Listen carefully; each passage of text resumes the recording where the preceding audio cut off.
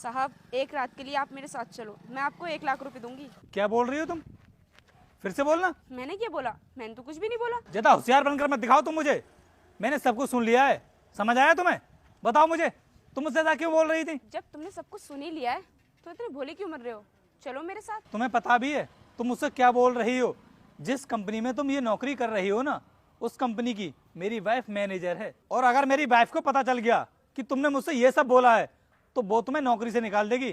क्यों बेकार में अपनी नौकरी खोना चाहती हो तुम? तुम्हारी वाइफ को कौन बताएगा? क्योंकि मैं तो बताने वाली हूँ नहीं।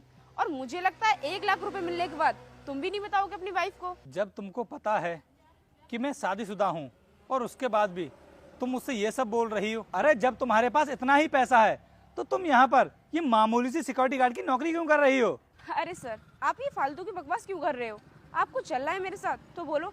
और हाँ, अगर आपको 1 लाख रुपए कम लग रहे हैं तो कोई बात नहीं, मुझे बता दो, मैं तुम्हें 2 लाख भी देने के लिए तैयार हूँ। क्या कहा तुमने?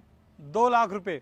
और वो भी तुम दोगी मुझे? तुम्हें पता भी है 2 लाख रुपए कितने होते हैं? और जहाँ पर तुम ये नौकरी कर रही हो उस कंपनी में तुम्हें 7 से 8 हजार रुपये महीने के मिलते हैं और तुम मुझे 2 लाख रुपए देने की बात कर रही हो। अरे आपके लिए तो 2 लाख क्या, 5 लाख भी देने के लिए तैयार हूँ। बस आप हाँ तो करो। मुझे तो ऐसा लगता है कि तुम्हारा मानसिक संतुलन कुछ ठीक नहीं है। अरे लड़कों को तो सुना है लड़कियों को पैसे देते हुए, लेकिन आज पहली बार कोई लड़की लड़के को पैसे देने की बात कर रही है। यही तो खास बात है मेरी। तो तुम भी मेरी बात सुन लो। तुम्हें जिसको भी पैसे देने हो ना, दे देना। मुझे तुम्हारे पैसे नहीं चाहिए, क्योंकि मैं ना अपनी वाइफ से बहुत प्यार करता हूँ और मैं अपनी वाइफ को कभी धोखा नहीं दे सकता। अरे तो सर, मैं कौन सा तुमसे बोल रही हूँ कि तुम अपनी पत्नी को धोखा देकर मुझसे शादी करके मेरे साथ घर बसा लो।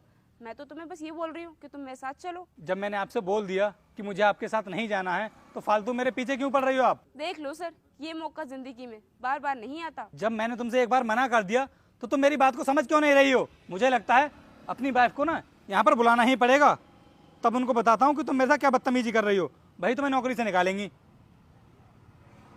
हेलो आरती, जल्दी से तुम कंपनी के बाहर आओ निकल कर। अरे कुछ काम है, जल्दी आओ तुम। ठीक है। अरे क्या हुआ रोहित, तुमने इतनी जल्दबाजी में क्यों बुला लिया?